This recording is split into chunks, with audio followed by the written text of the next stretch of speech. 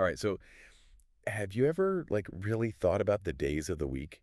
Mm. Like, why they're called what they are? I mean, yeah. I've looked into it a bit, you know? Well, I got this whole stack of sources here about it. Oh, right. Wow. And it turns out it's like this crazy mix of Roman stuff Right. and Norse mythology and That's fascinating. yeah. And I figured it'd be fun to kind of dig into it, you know? Really dive deep. Yeah, exactly. A deep dive into like where these names came from. Yeah, you use them every day, right? Totally.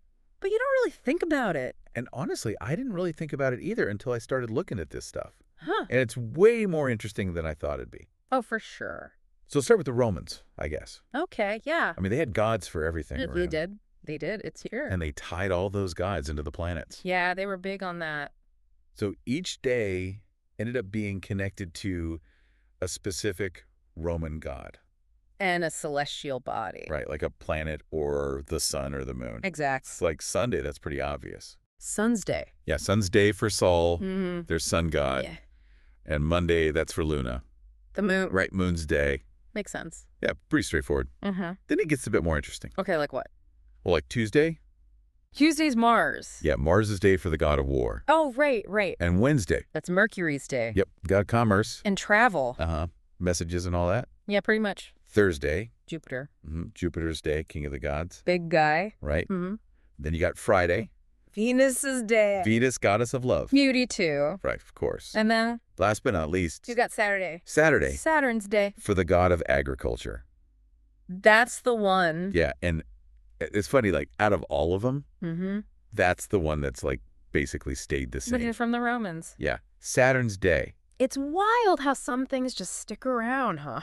It really is. Like language is powerful. It really is. Like how things get carried over. Through, like, centuries. So much change. Yeah, and it's like, then we get this whole Norse twist on top of it. Right, the Germanic tribes. Yeah, like, how did that even happen? So as the Roman Empire was expanding, Mm-hmm.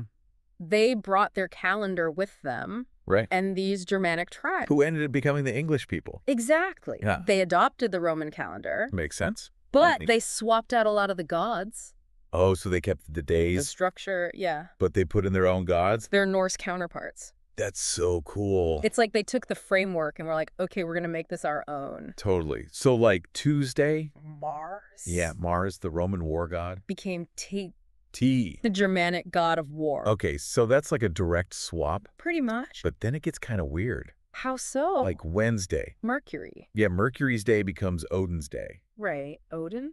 But Odin wasn't a god of commerce and travel. No, he was more like wisdom and magic. Even death sometimes. Yeah. Or, Some stories say that. so, like, why would they choose Odin for that day?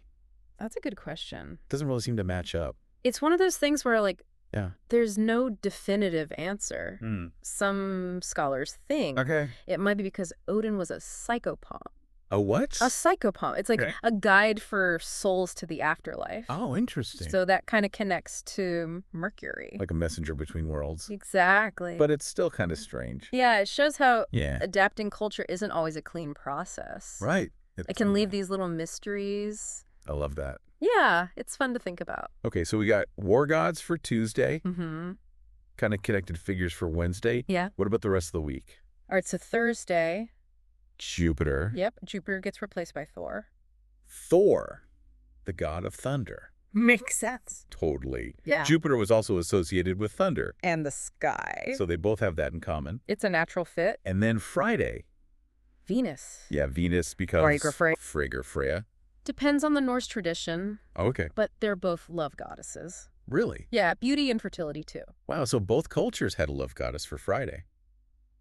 That's pretty interesting, huh? What are the chances? It makes you think it might be more than coincidence that these concepts isn't beauty. were important to both cultures. Even if their specific goddesses were different. Yeah, it's like seeing their values. So reflected in the days of the week. Exactly. It's really cool. And speaking of values, Yeah. let's go back to Thursday for a second. Okay. Thursday. You had some material on Thor, right? Yeah, I do. I remember it. That he wasn't just thunder and war, Uh-huh. but also agriculture. Right. Seems like a weird combo. Well, think about it. Okay. Thunder brings rain. And rain's good for crops. Exactly. So in a way, Thor embodies both sides the destructive and the life-giving. that are both important for agriculture. So basically our whole week It's this crazy mix. of Roman structure. And Norse mythology? That's amazing. Well, this has been awesome. Thanks for diving into this with me. No problem. It was fun. And to everyone listening, happy pondering. Keep those brains working. Have a good one.